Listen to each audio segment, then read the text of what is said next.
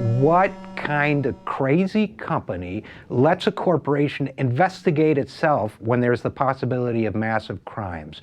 Well, I want to read to you a little paragraph from the New York Times a report dated July 7th by Gretchen Morgensen and Louise Story called "As Wall Street Polices Itself, Prosecutors Use Softer Approach." Because, of course, you want to use a softer approach when people have been breaking the law and destroying the entire economy. So what this piece said here was that the government it wasn't comfortable asking for the money it took to investigate Wall Street. So, and I quote, "As the financial storm brewed, a bit of good news bubbled through large banks and the Wall Street law firms that defend them.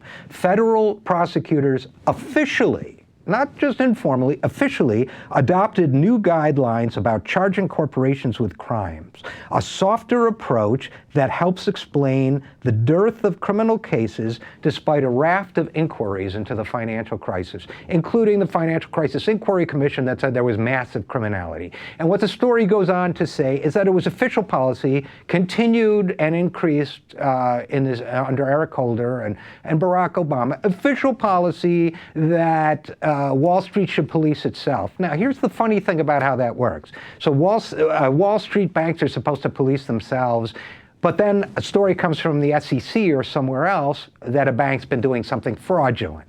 And this has happened over and over again. Gee, if they were policing themselves, the story shouldn't come through somewhere else. It should come from the bank. And then the SEC or the Justice Department goes to the bank and says, "Investigate this for us, would you?" And the bank comes back and says, "Boy, yeah, one of our low-level guys did something wrong, and how about we pay a few million to settle this with no criminal charges?" No problem, done. Over and over and over and over again. Now, in a story on Wells Fargo Bank, which has a division that was repeatedly laundering money for the Mexican drug cartels. Quick aside, 35,000 people murdered in Mexico by the Mexican drug cartels. Repeated stories of criminal laundering of money, no prosecutions. No prosecutions. J.P. Morgan Chase bribing officials in Alabama, forced to give up nearly $750 million in fees. No prosecutions. The story, well, they're too big to fail. So if we prosecute, they might go down. We can't afford that. So they have to be allowed to get away with criminality. Well, that was how Rupert Murdoch was treated and his organization in Great Britain until the little girl came along. Now, what does that say about the U.S. media? Well, you know, I've heard this argument made that Fox Media Corporation is not entirely unbiased in the way they present information.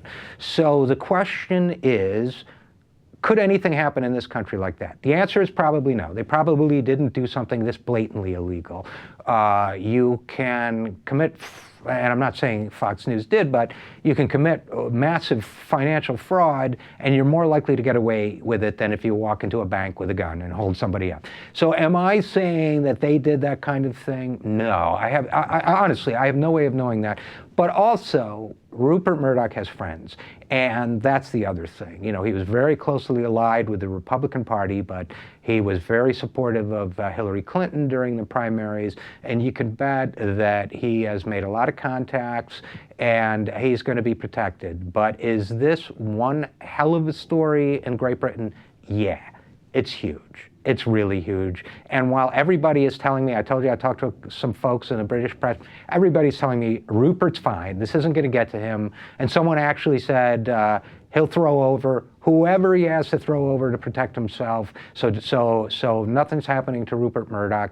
I think that's probably true. But as the horrible story and the sad story of the little girl tells us, you never know what can change the course of history. In Tunisia, there was a street vendor who got slapped around by a cop, and the entire Arab world changed. So it ain't over till it's over. We are wearing awesome t-shirts today. It's not as obvious as it should be. Yeah, this is, It's a matador, matador. I wanted a shirt that looked cute and was comfortable, and this was it. But unfortunately, the logo isn't large enough. It's very silky and soft. Do you feel the softness?